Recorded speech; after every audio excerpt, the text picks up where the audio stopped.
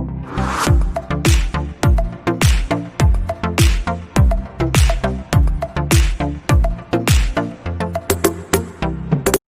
dear ones, adventure. I am sure that you all know refers to unusual experiences arising out of exciting activities. These experiences are of risky nature, but there are several people who enjoy these experiences, and in fact that's their way of living. The definition of adventure may vary from person to person. Ideally, it means risky activity with unknown outcomes. There are several types of adventurous sport that we may get engaged with, such as bungee jumping, rafting, snorkeling, and many more. Each sport has different elements of fun and adventure along with different amount of risk involved with it. We, the students of class 6, have done an art integrated project on adventurous sport. Please watch and support us.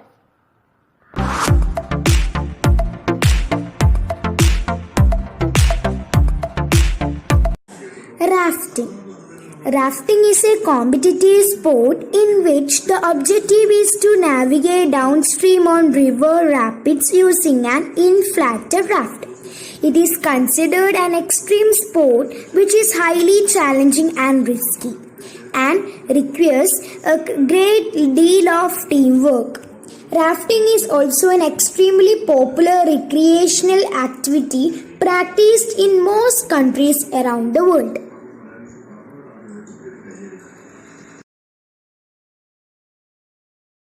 Ballooning is an adventurous air sport which involves flying a hot air balloon.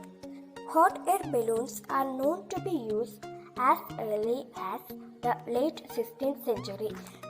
Ballooning was primarily a recreational activity, but with a steady increase in the number of people taking part, a competitive sport was derived out of it. In addition to quiet morning or afternoon flights, drifting cross country to enjoy the view, many balloonists enjoy competitive sporting events and attempting to set new records. A balloonist may fly alone in the basket or carry several passengers. Snorkeling is swimming while using a tube to breathe underwater. Snorkeling is a very popular activity, particularly in places with clear, calm, warm oceans. It allows people to see underwater life in a natural setting without the complicated equipment and training required for scuba diving. Generally, people snorkel in shallow reefs ranging from sea level to 4 meters deep.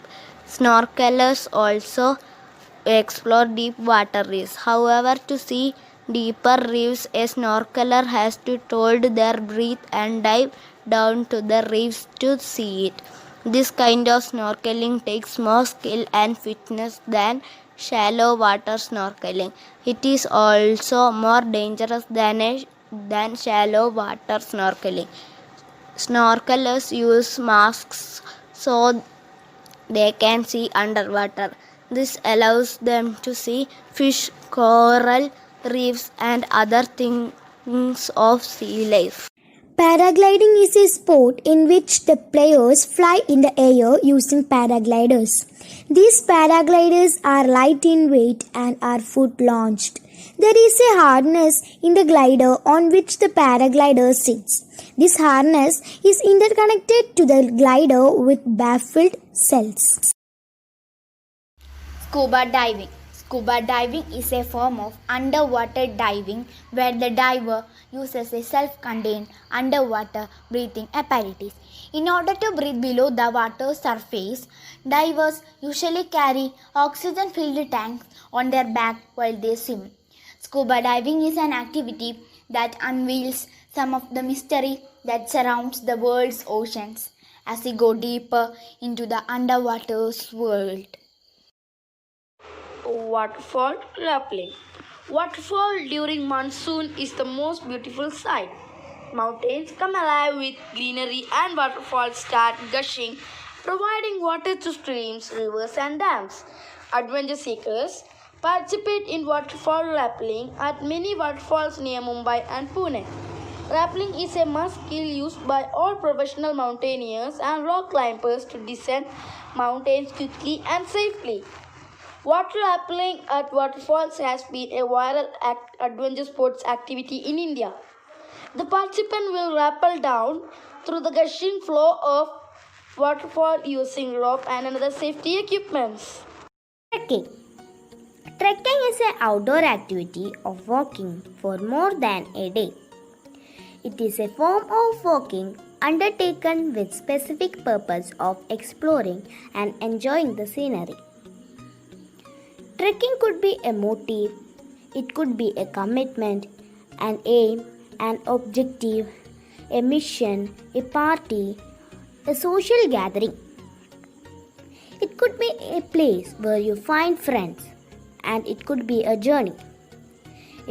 It could be a slightest change to save the future generation from the losing of new nature lovers.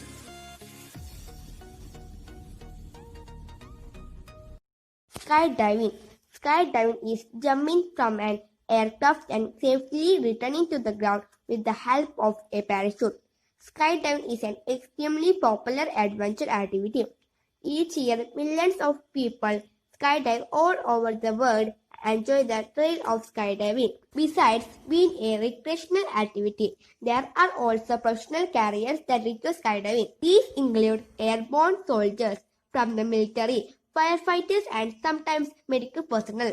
At first look, skydiving may seem extremely dangerous, but in reality, accidents are very rare.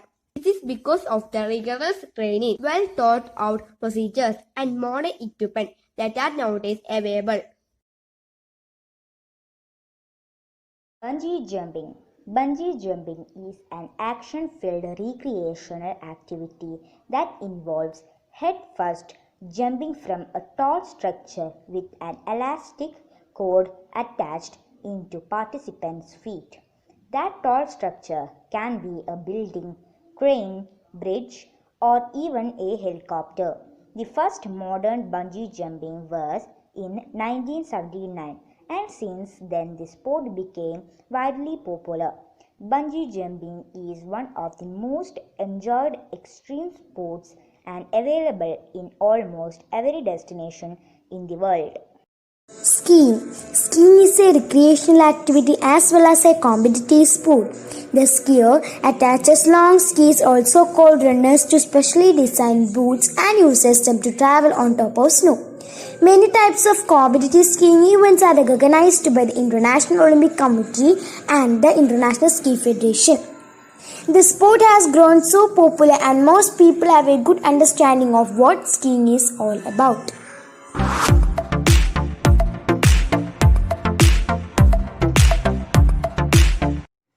morning. Welcome to our show. Today we have a special guest, Miss Shivaranjini. She has just returned from an adventure camp. Good morning, madam. Good morning.